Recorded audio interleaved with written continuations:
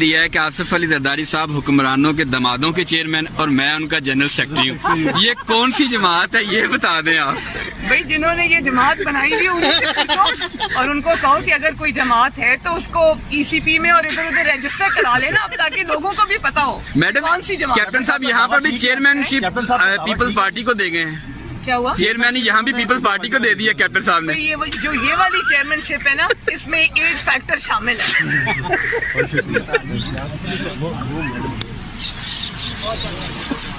بلاول بھٹو صاحب کا میں اتنا احترام کرتا ہوں جتنا میں ایک بھائی کا کرتا ہوں. مجھ سے ابھی پریس یہ توقع نہ کرے کہ میں کوئی بیان دوں گا.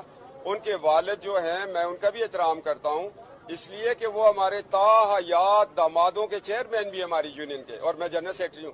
ان سے کتنے رشتے ہیں ہمارے.